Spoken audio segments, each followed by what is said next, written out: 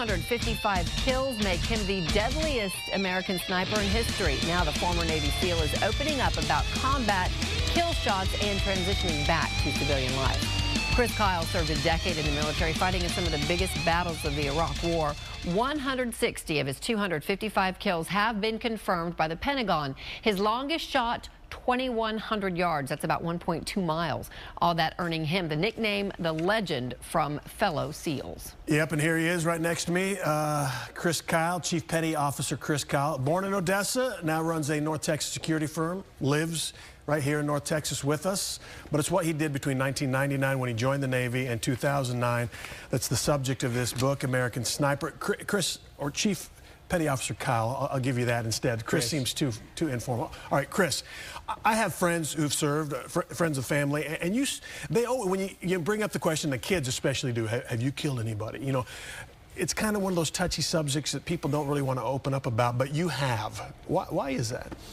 I'm trying to grab your attention because I got a story behind it that I want you to listen to.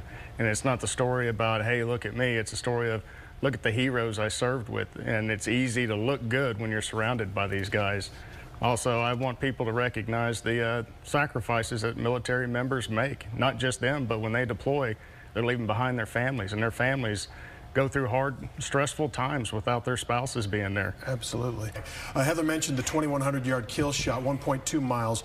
We have some pictures of the gun that you used to do that. That's the 338. And on the side of it, on one of the shots, you even call what you have the dope card. That's so you know how high or what, you know, you kind of, it's the mathematics of long-distance shooting. On a 2,100-yard shot, what do you aim at? You still aim center mass. You put the crosshairs right on them. The turrets move. You just dial it in. That way the crosshairs stay directly on the target. So you don't have to aim high, or I mean, the muzzle may be high, but you're still putting the crosshairs on the person. How about movement side to side? Do you need to lead people? Definitely. That's one thing we didn't dial for. Wind changes constantly. Right. You have your gust and then all your different wind values between you and the target, so you don't dial for that. I mean, from a mile, 1.2 miles, you got, anyway, talk about the way you did a lot of the sniping. You'd sometimes be behind a wall for coverage and you'd blow a hole in the wall, and so they couldn't really see you. You're shooting through a hole down a long street? Yes, sir. It's a small charge, basically a shaped charge we'd stick on the wall, make a really small circle to where we could shoot out of. Tried to keep ourselves a little more hidden.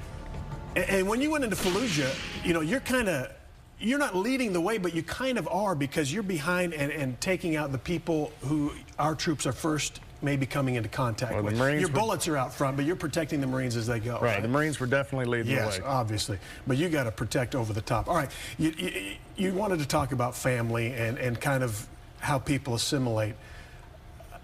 You have a wife, you have a son, and you have a young daughter too, is that right? Okay. Talk about getting back into real life after your 10 years, and other people may be struggling to do that. You were able to do it. Talk about the struggle. You worry about people, I know. Well, it's tough. I mean, you come out, and being in, I was extremely prideful. It was always, everything you're doing is for a greater good. I firmly believe in the country and, you know, everything it stands for, and I felt like that was something, you know, no matter where they told me I had to go, you don't have to believe in where you're going. You do what you have to do, what you're told to do, because you believe in a greater good. And then it's just following through with it, and you have this huge, strong brotherhood of buddies who are always going to be there for you, and they become your #1 family, sadly, because you know them better. You stand beside them all the time. You're always with them, and you know their every move. And then when you come home, now everything you're doing is for your own good, and you're just other people. And maybe you're not as good at that, right? Battling for yourself, and I got to be all about me, getting an education, getting money. That's foreign to you, kind of coming back, right? Right, and then you're also coming back to where people don't really talk about the war too much, unless it's talking about a drawdown, but you still have troops in harm's way. So we're trying to, and there's a North Texas company here called Fitco that I went to them with an idea, and they blew it up. And I told them, I said, one of the things that helped me out was I started getting back into shape. Once I got my body back, it's easier to get your mind back.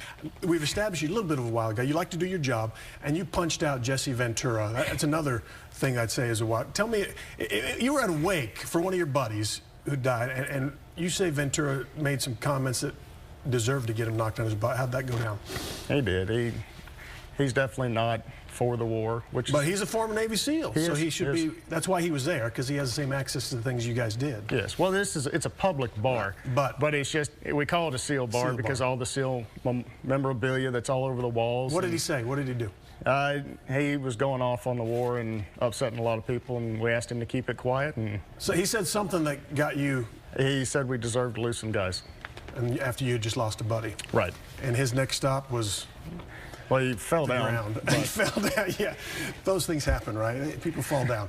All right, I do want to tell you that I put this on my Facebook that I was going to interview you, and almost every response was, make sure you thank him for us. So there you go. All the people really want to thank you for Thank you. I appreciate it. Your work for the military. It was thank you. My honor serving this country.